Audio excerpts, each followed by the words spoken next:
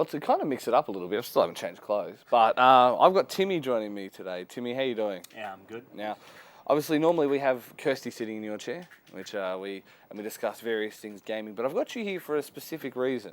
Yes. Now, we're about to air a lot of your reviews. It's all about me. I'm Well, the show. You are the show, right. Only idiots say that. But I guess the big one is the fact that you've got 3 of your reviews, and in one of them, you deign to give a 10. 10. Which, okay, so I guess let's have that discussion. We've got about 2 minutes. Let's have that discussion quickly.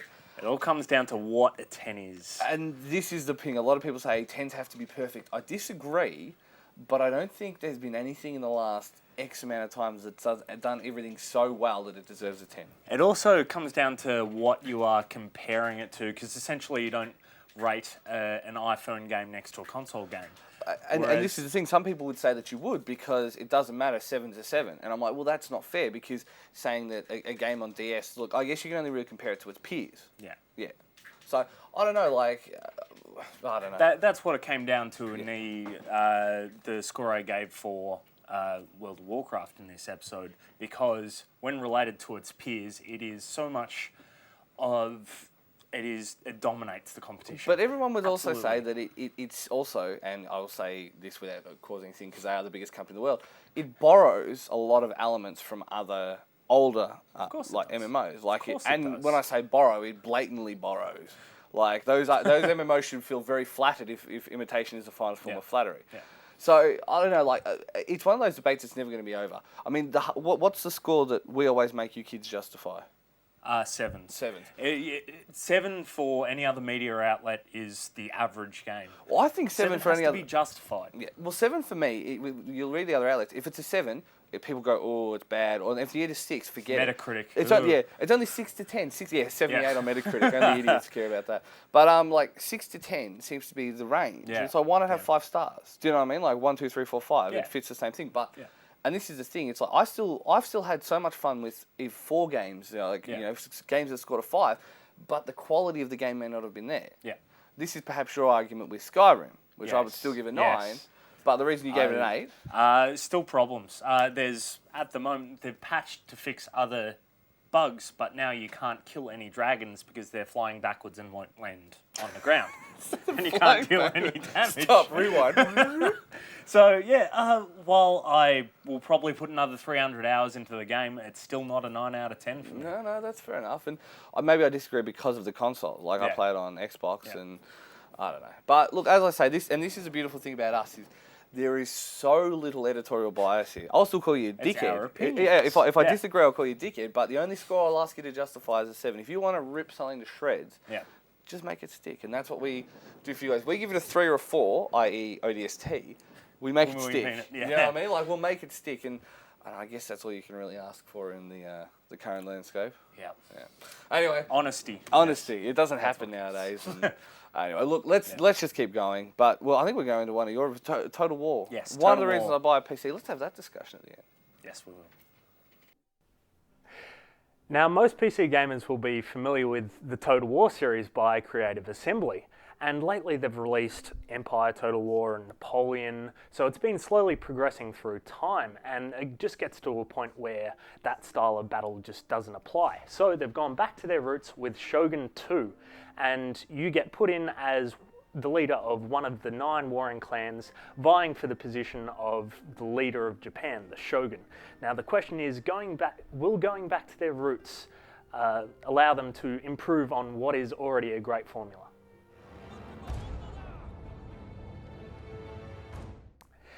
Now, the graphics in Shogun 2 haven't really changed that much from Empire and Napoleon because it's using the same engine. However, they've made this real big focus on the 16th century style Japanese artwork, and it's embedded into the campaign map, all the icons, loading screens, even the structures have a really distinct 16th century Japanese feel to it. Now, the Total War series has always prided itself on its scale, and Shogun 2 is no exception. You can have thousands, your army of almost tens of thousands defending one compound and have enough archers to literally block out the sun. The sense of scale is great. Another thing they've added to Shogun 2 is cutscenes. Every time you start a land battle, your general will walk by and do this stirring speech in Japanese, and it's all very nicely rendered, and it is really good, and it's a great addition to the Total War series. There's only a couple of issues I've found with the graphics. I've found that sea battles can tear a little, as well as forests and trees. They have a bit of a phasing issue, but the graphics do look really good, and I'm going to give them an 8 out of 10. Now, the sound in Total War is essentially what you've come to accept from all the other Total War games. It's really good, big orchestral music backing all of the battles, giving it a great sense of scale. Again, scale. It does the job really well. The only other addition they've given to this is, of course, the cutscenes, which I mentioned in the graphics, and all the general speeches. They're all done really well, and even though I can't understand the Japanese, it's very inspiring. So the sound, I'm going to give an 8 out of 10. The gameplay in Shogun 2 is actually a little bit more simplified than it was in Napoleon and Empire, because you don't have to deal with all the artillery tactics, the rakes, and the religion so much as it was in an Empire, even though it does play a small role in Shogun 2. Now, the gameplay formula itself hasn't really changed since the original Shogun. You've got your 3 types of gameplay. It's the turn-based strategy, civilization-style empire management, and you've got your land and sea battles, which you can also have a human opponent jump in as the AI, which is a great feature.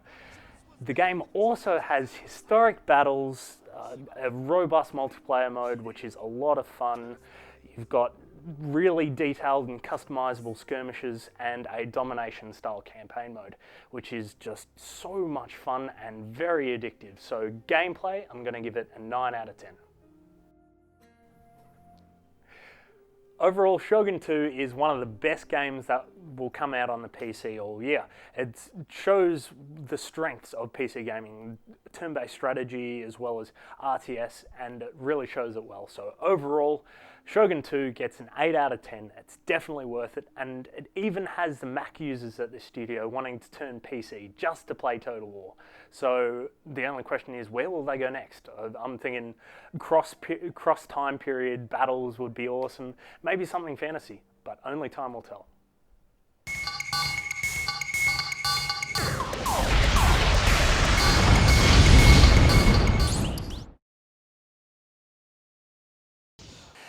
Late last year, Azeroth was pretty much destroyed by Deathwing, who is the aspect of the Black Dragon flight. Now, this isn't the end of the World of Warcraft, it's just a new beginning in World of Warcraft Cataclysm, which just got released late last year. Now, I'm not going to review it in that standard way we usually do, graphics, sound, gameplay, because the graphics hasn't really changed since the game was released like 6 years ago, although the whole destruction of Azeroth has the completely new design, looks awesome, and some of the new areas look great as well. The sound is great as always, nice big booming orchestral soundtrack that really, I don't know, gets you into the feeling of the game. And the gameplay, it's been adapted to the new expansion, but it's still that same stuff. But I'll go into the newer stuff later. Instead, I'm going to cover more the content and whether or not players that maybe left at Burning Crusade or haven't even played World of Warcraft yet, if they should be paying Azeroth a visit anytime soon. In the couple of weeks leading up to the release of Cataclysm, just patches flooded World of Warcraft with a whole heap of new additions to the pre-Cataclysm. You got a new guild leveling system that allows you to get perks and stuff and rewards you for playing with your guildies, because my guild, Miso Hori, isn't necessarily a big raiding guild, but as long as we do stuff together, we can keep up with the other guilds just as easily. There's new zones, old ones have been completely reworked. All classes, talents and stats have been completely just torn down and built up from the beginning again, and I think it's a big improvement as well. One of the bigger additions as well is the archaeology, which allows you to roam Azeroth and learn a lot more about the lore and behind trolls and night elves and all that sort of stuff, and gather artifacts. You can even get a like a skeleton raptor, and everyone's been wanting one of those, but too much of a grind. And of course the two new races. So you've got the goblins for Horde, as well as the worgens for the Alliance. Now both of those starting areas are perfect examples of what Blizzard is trying to do with this new expansion. All of them have cutscenes, phasing, and vehicle play. It just makes it that much more fun, and it's not as grindy as it used to be. And also, one of the biggest things that I liked, it actually makes you feel like you're having an impact on the world around you. One of the biggest attractions of Cataclysm was the complete reinvention of the 1 to 60 grind. Now, ever since Deathwing came through and pretty much destroyed everything, Blizzard have taken this opportunity as just a clean slate, started all over again, and pretty much all the quests are new. There's not so much of the grinding quests that say, go here, kill A, B, and C, pick up 12 of these items and bring it back. There's a lot less of those quests and a lot more of just really fun and interesting stuff. Like there's a Plants vs Zombies minigame and just vehicle sections, and it's a lot of fun. In the 1 to 60, Blizzard have introduced something they did in Wrath of the Lich King as well. Some cutscenes, as well as phasing and vehicle gameplay. But they've improved upon this, so it's just a lot better, that 1 to 60 game, and it's hopefully going to attract a lot more of the players that stopped, like Burning Crusade, hopefully attract a lot of those players back to the game. The new level cap is 85, so you've got 5 new zones which you can quest in, and Twilight Highlands being the hardest one, and all the dailies for each of the factions as well. But by far, Vashia is the most visual appealing and the most interesting, because the whole zone is just underwater. There's an explanation of why you can breathe underwater. It's magic, woo! But other than that, it's just the whole area looks absolutely fantastic. It's something completely different and something they haven't done before, so it was great to see it in the game. A lot of the endgame content in Cataclysm has actually been a lot harder than it was in Wrath of the Lich King, especially for healers, because when Blizzard went through all the classes and all the talent trees, they changed healers so they can't just spam heals anymore. They've got an efficient, just standard heal, and they've got to use other inefficient but hard-hitting heals with them. And this drains the mana pool really quickly, and a lot of people who have healers as mains have just rage quitted and completely left, sending emails to Blizzard saying, healing is broken, we can't heal, blah blah blah. It's different, it's not broken, it's just a little bit harder. That's the only thing. I'm Enhancement Shaman, and I've also got Resto off spec, and it is quite hard to get used to, but once you get your head around to it, it's actually a lot more fun, I guess. You'll find that a lot of the DPS in Wrath of the Lich King, they could just wail on bosses and not worry about things they were standing in, crowd control, interrupts, all that sort of stuff. In Cataclysm, they've gone back to the vanilla WoW stuff. You have to CC mobs. If you are not completely overgeared for the Heroic, you have to CC mobs. You have to look out for what you're standing in during bosses. And this is just down to users getting a lot more experience with each of the dungeons. Now it's not as bad as when it first got released. A lot of the DPS now they know to stay out of the big ball of fire. Fire is bad, stay out of it. So healers don't actually have to heal the DPS as much anymore. So their mana pools and everything is just focused towards the tank. Now for raid content is a bit harder for me. I've been playing this pretty much non-stop since I got it, and I still haven't got one epic, which is a big change from Cataclysm. There's no knacks that you can farm to get epics. There's no epics from heroics either. So I was lucky enough for the guys from Unforgiven and Bring Out Your Dead to let me come along for a couple of raids, and I've got to say, people are saying that it's a bit harder than Wrath of the Lich King raids, but I'm okay with that. It's a little bit more challenging and a little bit more fun. I've got a lot of stuff to look forward to when I actually get geared up and up for it. Now, for all the PvP content, we've got a new Wintergrasp style open battlefield world PvP. And that's a lot of fun, but it's a little broken because it's too easy to defend, and attacking gives you a lot more like honor and that sort of stuff. So on some servers, Alliance and Horde have actually organized interchangeable time slots where one side would take Tolbarad and the other side would just leave it, just so people could get their better rewards when they're attacking the next turn. So hopefully that gets fixed pretty soon. There's 2 new PvP battlegrounds, lot more arena content, and also one of the biggest things in PvP, rated battlegrounds. So this is all your pre-made groups that used to absolutely wail on you when you pugged Wassong Gulch or something like that. They go into their own rated battleground section, and apparently this is going to be the next big thing of esports. In the end, Cataclysm is exactly what World of Warcraft needed, a fresh start, and that is, well, hopefully going to bring back a lot of the players from who stopped at Burning Crusade, maybe even some new ones, because World of Warcraft at the moment is at its best. It has never been better. Now, I wanted to give this game a 10 out of 10, but the level 3 committee has said, oh, we're going to deliberate on this a little further and they'll get back to you maybe before the next expansion is out. So definitely, I want to give this game a 10 out of 10. It is the best game in its genre. It is a very fun and a very addictive game. I cannot say anything more.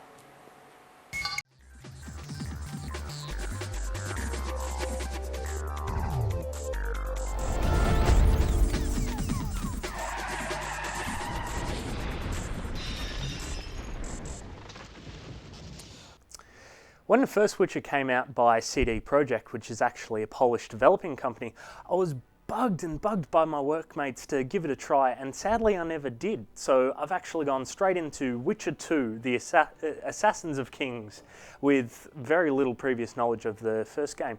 But I have to say I was actually really pleased. The game has the ability to transfer your saves from the first game, and also references a lot from the first game. So if you haven't played it, you won't get some of the references, but it's still a great game. So moving on, I will get into graphics, sound, gameplay. The question is, will it be good enough to compete with the other big fantasy RPGs out there?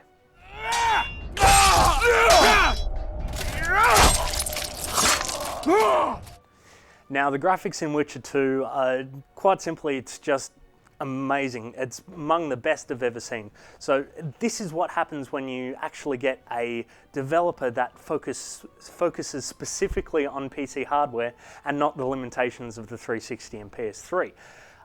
Everything in the engine looks absolutely great. The lighting coming through the trees looks great. All the textures and terrain.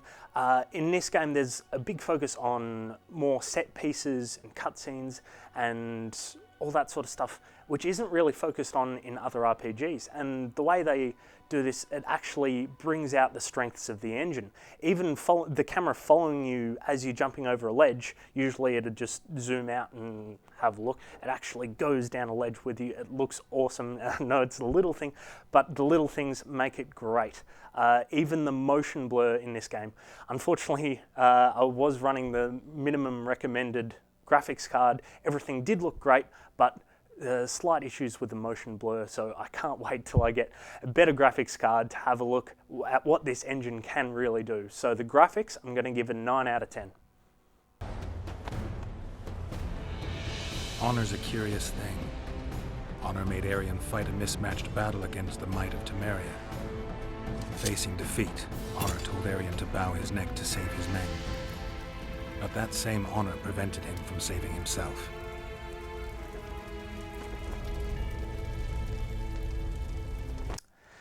Now, the sound in Witcher 2 is really where it let me down, because on release, it doesn't support USB audio as far as I know, because I've heard people with USB surround sound systems, they just don't produce any sound. And I use Logitech G35s and I just was getting no sound whatsoever. So for the first few days that I had it, I couldn't play it. I had no sound. So I went out and bought some new headphones, and after that, everything was great. The voice acting is on par with pretty much any other Bioware game, which says a lot, so it's really good. All the music fits in well, it's great timed, there's a lot of humour, and I really can't fault the sound other than it just didn't work at the start. So sound, I'm going to give it a 7 out of 10.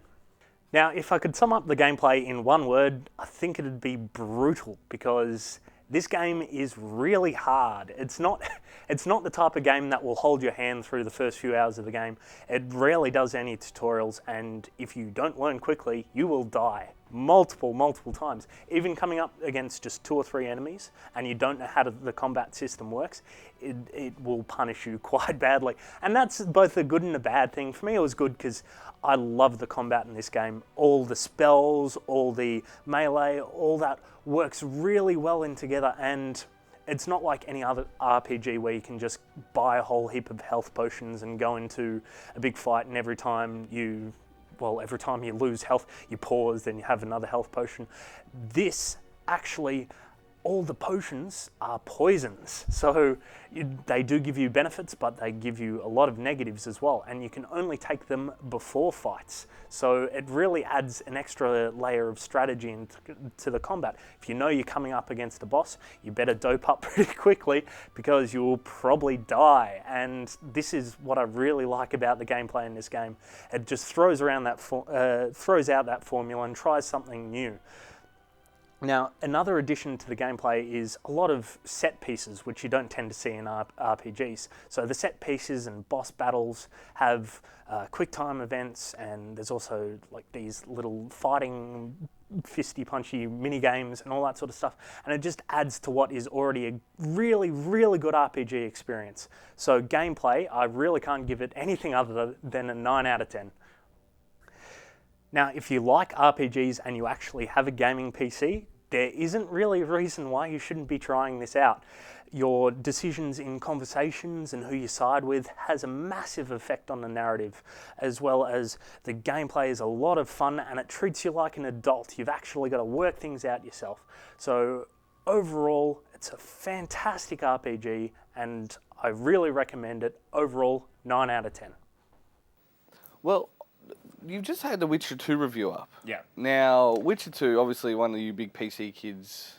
Yep. Now, there's actually one thing that I missed out on in the review, because it was a hidden side quest where you get really drunk and wake up naked on just next to a river. And you have to go back hangover style and find out what you did. Turns out you tried to tie a bunch of prostitutes together and float across the river. Yeah, so he went to St Kilda Beach. Yeah, pretty much. Yeah. Yeah. Well, see, and this is the thing. I've always thought Witcher was one of those games that I would buy a PC for. But now we're getting it. CD Projekt announced that at E3.